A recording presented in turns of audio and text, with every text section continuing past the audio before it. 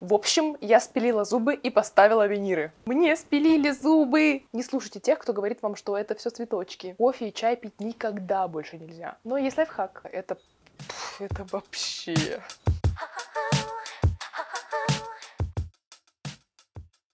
Привет, фиолеты! Это Стася, фиолетовый бьюти-блогер. И сегодняшний день — день X, потому что я решилась на масштабное изменение в своей внешности.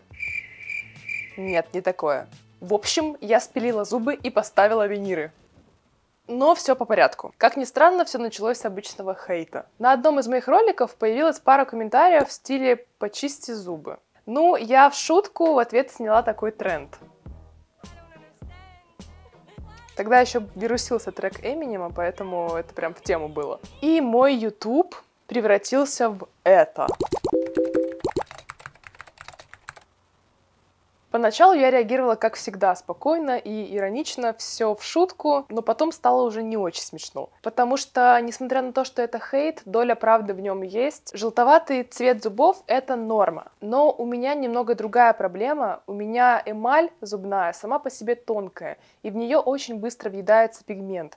Поэтому под определенным цветом мои натуральные зубы кажутся даже не просто желтыми, а порой даже коричневыми. Что для бьюти-блогера не ок. Помимо этого, после того, как я сняла брекеты, я поняла, что мне сама форма зубов не нравится, а ее уже никак не исправишь, потому что если подпилить зубы, то это будет вообще небезопасно. Да и сами зубы растут так, что тут уже не исправишь. В общем, несколько месяцев я прокручивала в голове эту мысль, я не хотела делать виниры, я думала просто отбелить их, узнавала всякие разные методы, но тут мне написал турецкий доктор и предложил приехать к ним в клинику. Это шок. Сейчас расскажу. В общем, я параллельно смотрела всякие ролики про установку виниров. Меня это очень отторгало, потому что тебе спиливают зубы. Но раз я записываю это видео, значит, все уже было сделано, все уже нормально, я более-менее привыкла.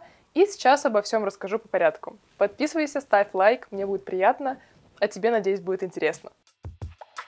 Мне сначала провели онлайн-консультацию, по скайпу зубы смотрели, прикиньте. Но потом пригласили уже на живую консультацию, чтобы сделать снимок, посмотреть все, там проконсультировать меня, ну и приступить к лечению. Что ж, полетели в Стамбул.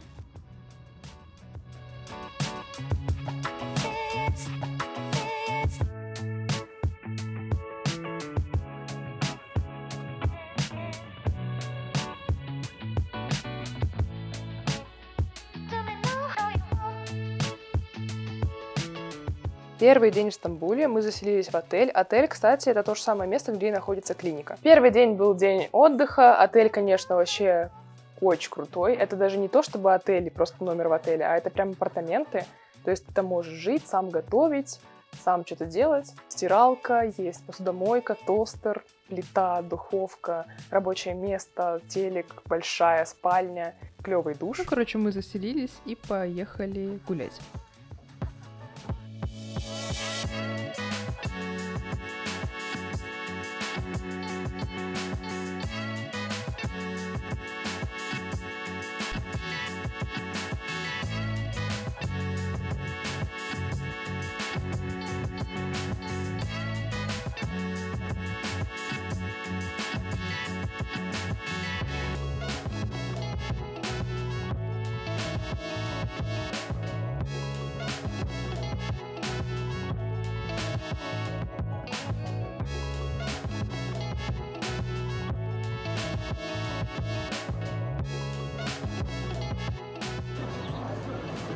Походу, последний раз ем сладкое сегодняшний день. Да, потом зубы отвалятся от такого количества сладкого.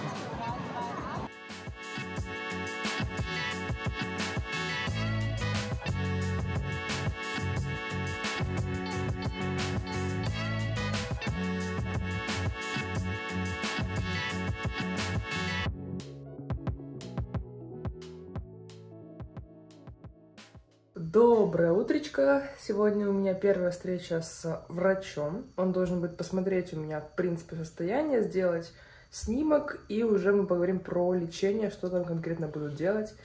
Немножко волнуюсь, но что ж, надо позавтракать, собраться и пойти. Что там будут сегодня делать, вообще не знаю. Ну, снимок, по идее. И уже будут спрашивать, какого цвета я хочу зубы. Я не знаю, желтого, зеленого. Клиника находится в том же здании, где апартаменты. Сама клиника очень красивая, такая современная, прикольная. Встретили меня, все улыбались, все как будто радостные какие-то. Ну, я думаю, что они так ко всем клиентам. Сначала мне сделали снимок, все как положено, все по правилам. Я уже не первый раз делаю снимки, поэтому понимаю процесс. Снимок показал, что у меня все в порядке, не надо делать никакого лечения, все вроде бы норм. И меня отправили на медиадень. Это очень странно, но прикольно. Они всегда делают фотографию до и после лечения, потом прям полноценную фотосессию устроили с разными ракурсами вблизи. Это просто кек. Надевают такие штучки специально, чтобы было видно все зубы, прям всю челюсть. Ну а дальше давайте расскажу вам, что было дальше. Ой, не могу. Так, ну что, получается, первый день после того, как мне отпилили зубы. Конечно, вчерашнее зрелище не для слабонервных. Я была вообще реально в шоке. Реально думала, что мне просто посмотрят зубы, сделают снимок. Мы там, типа, обсудим всякие моментики, обкашляем вопросики, по типу, какого цвета мне будут ставить виниры, какой формы. А тут мне сделали снимок, типа, все ок, вот все там нормально, можно уже делать. Вы готовы? Я говорю, ну да, готова. Я-то думала, что меня там будут что-то, я не знаю, там, смотреть, лечить. А мне начали делать эти уколы. Вот уколы, это, не знаю, это самое болезненное, что только может быть. Особенно наверху вкалывают вот эту вот анестезию. Это просто вот аж, ну, как бы слезы прям текут. Онемела вся губа, просто я ее не чувствовала. Она как будто такая что-то там болтается. Но зато ничего не болело. То есть потом мне начали уже прям сразу пилить, сверлить. Сейчас тяжеловато говорить, но пытаюсь. Я ничего не чувствовала.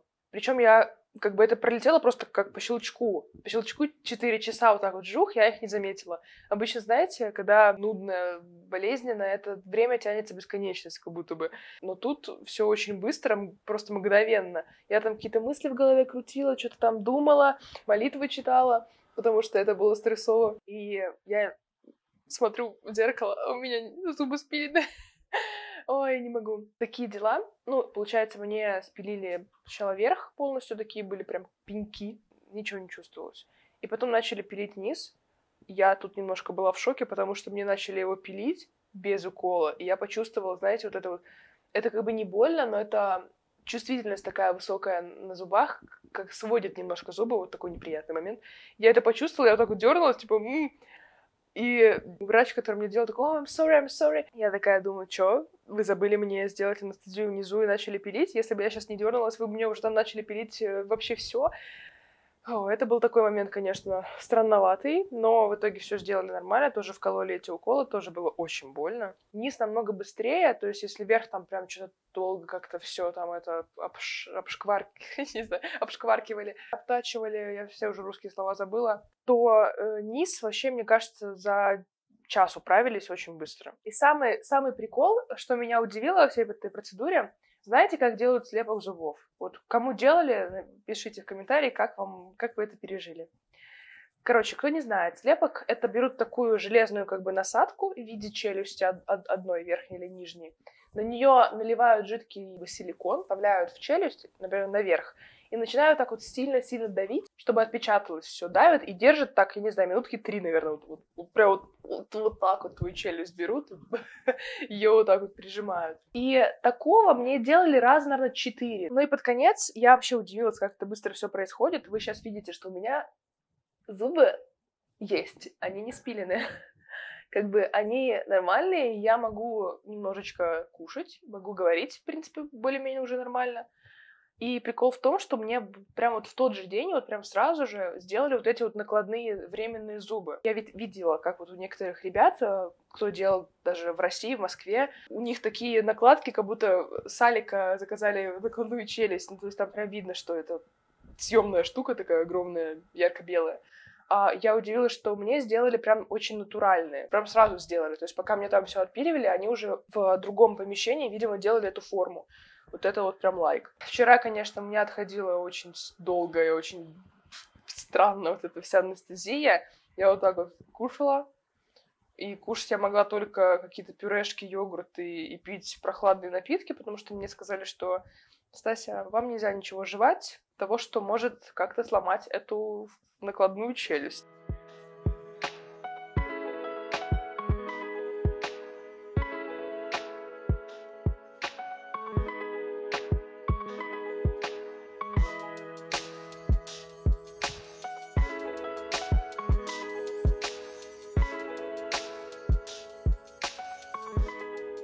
Привет, Фиолеты. Так, сегодня был у меня день так называемой примерки.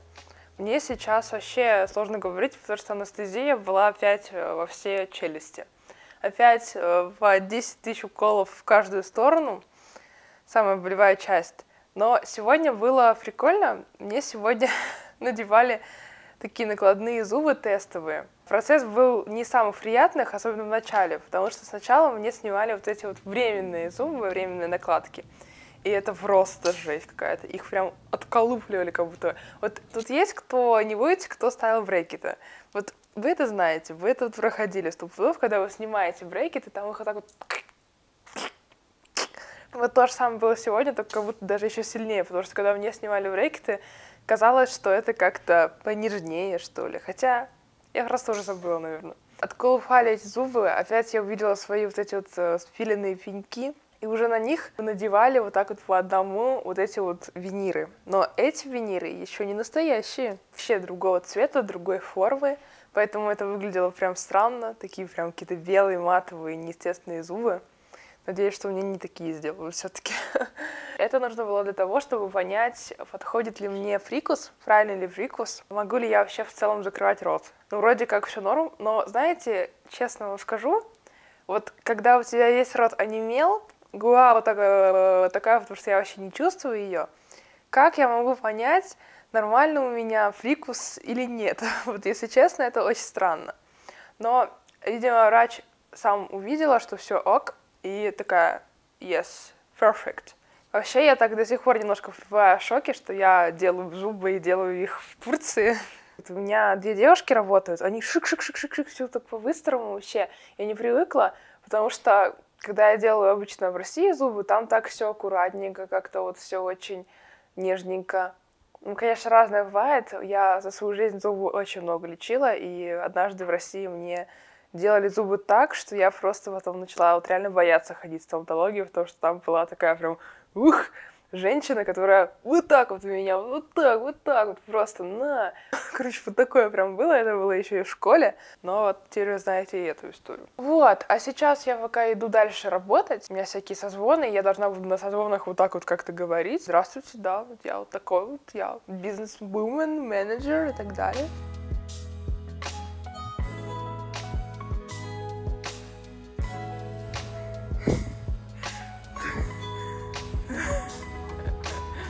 «152 в секунду, сердцебиение». Ой, просто как тут, вот так вот весь город, такими горами. Я задохнулась, пока просто переходила дорогу. Просто квест пройти до торгового центра и выжить. Я как будто 3-дневный марафон беговой пробежала за полчаса. Не могу. Та-дам!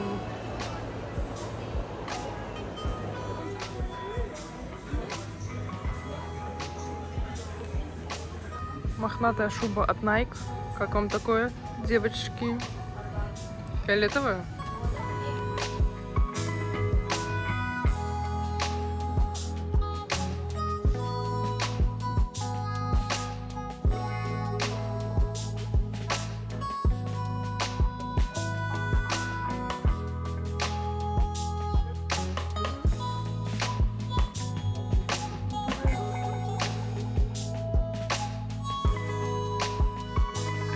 Доброе утро, фиолетики. Сегодня я ночью очень плохо спала, потому что болели зубы. Я прям просыпалась ночью, пила таблетку. Короче, прям было жестко.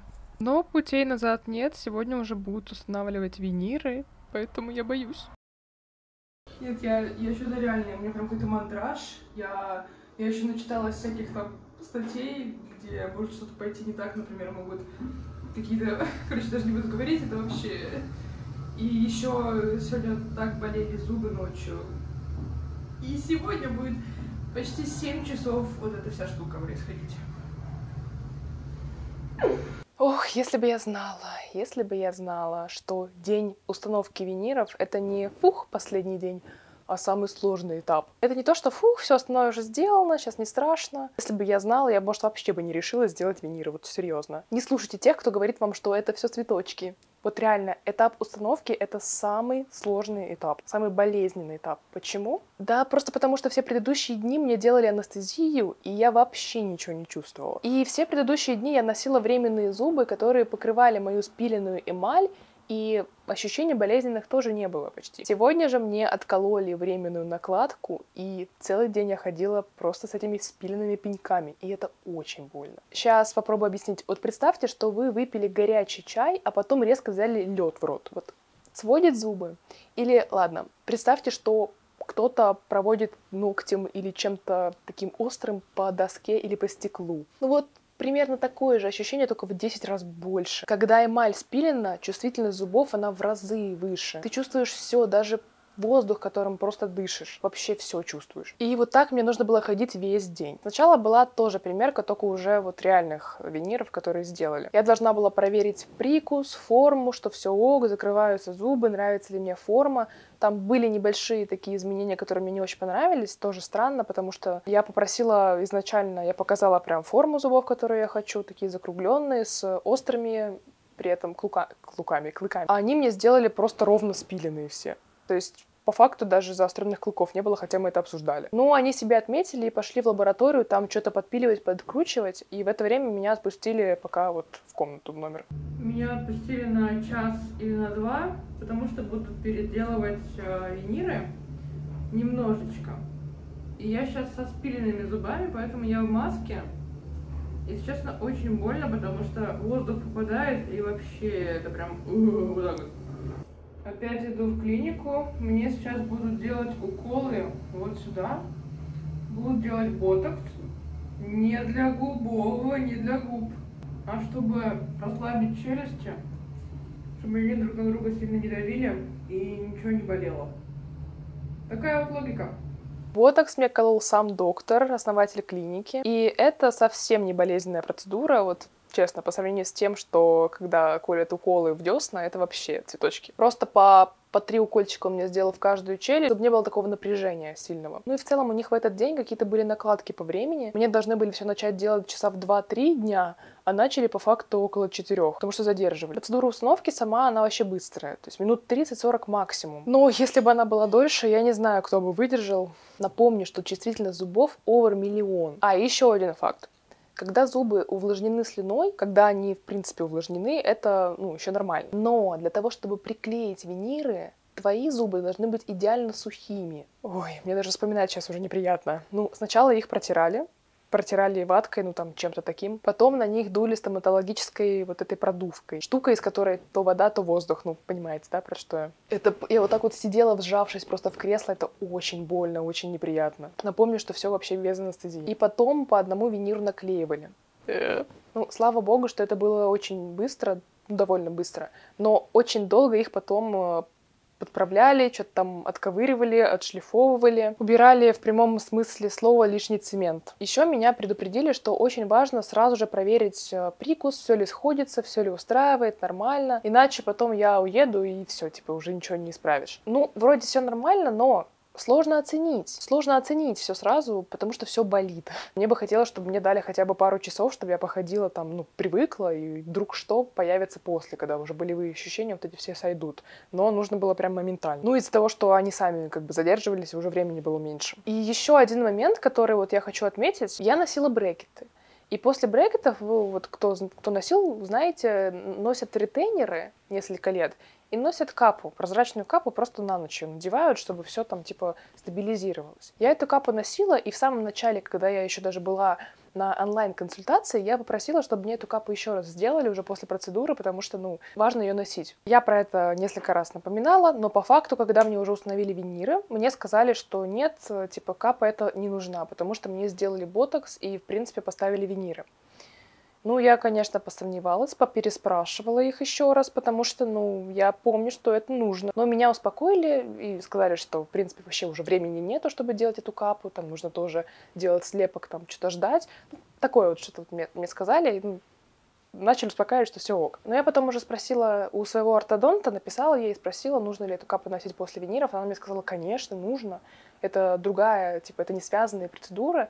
нужно все равно стабилизировать зубы, по ночам носить капу. Ну, как бы мне пришлось потом поэтому уже дома записываться самой, снова там платно это все делать, выпиливать эту капу у другого врача. Такое, в общем. Поэтому проверяйте все, уточняйте, рассчитывайте время, чтобы у вас этого времени было достаточно, чтобы у вас еще был в загажнике минимум 1 день, чтобы вам все перепроверили и сделали все, что вы хотели. Но в целом я довольна. Клиника сама очень крутая, все вообще новое, все такое чистенькое, элитненькое. Еще раз отмечу, что это все находится в одном и том же здании, где и апартаменты твои, где отель. То есть ты просто спускаешься, идешь на процедуры, возвращаешься домой, нигде особо по улице ходить не нужно.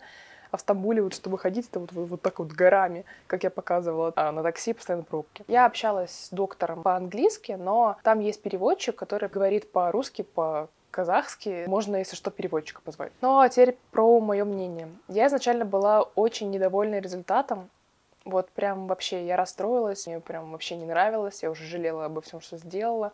Мне не нравился цвет, вот в первую очередь цвет зубов, потому что он, казалось, и сейчас даже мне кажется, что он слишком белый, неестественный вообще. А я, не люблю, когда это бросается в глаза, меня это смущает лично. Меня, конечно, все успокаивали, типа, да просто привыкнуть надо, все там нормально, зато они, типа, чистые, типа, ты их все равно изгадишь кофем и чаем. Такого обо мне мнения, но правдивое. Как будто, я не знаю, как орехи во рту. Или брекеты только поставили. Во-вторых, это жесть. Просто как будто, как на Хэллоуин, знаете, надела челюсть. Она аж светится в темноте, или немного в темноте. Просто жесть. Это вообще что такое? Они мне говорят, типа, вот, чтобы совпадало с цветом белков глаз. У меня белки глаз не такие, вырви глаз белые. Я вообще пока там сидела, я просто хотела уже, я обо всем пожалела, что я стала делать. Просто не могу, мне уже хотелось просто встать и убежать. Это вообще... Но сейчас уже спустя 2 недельки я реально приспособилась. Мне уже не так это смущает. Кофе и чай пить никогда больше нельзя. Но есть лайфхак. Врач мне сказала, что, типа, если вы очень хотите пить кофе, то совет, перед тем, как его пить, попейте воды. Еще один прикол. Они фоткали в начале, до процедуры, и в конце. Если в начале еще понятно было, у меня там просто мои желтые зубы, но в конце это был какой-то ор. Мне только сделали, только установили зубы, я еще вот такая вот какая-то непонятная хожу, типа, а что такое, я не могу вообще говорить, все болит. Меня сразу повели в эту комнату фотосессии, стали фоткать, типа, улыбнись так, вот так, короче, по-всякому разному. Фоткали со вспышкой, это вообще... Я тогда так расстроилась, мне захотелось реально плакать, потому что зубы светятся, просто вот как лампочку как будто в рот ставили. Вы знаете, эти приколы, когда зубы светят. Такая фотка еще на темном фоне. Все темное, лицо мое, нейтральное, и при этом зубы ярко-белые. Все миллиарды вот этих вот фотонов вспышки все решили отразить, чтобы всех ослепить моей улыбкой. В общем, такой опыт. Делитесь своим мнением, что вы насчет этого думаете, как вам моя новая улыбка. Хотели ли бы вы себе поставить виниры? Думали ли вы про это, про то, чтобы поставить себе виниры или сделать брекеты? Ставьте лайк и до связи.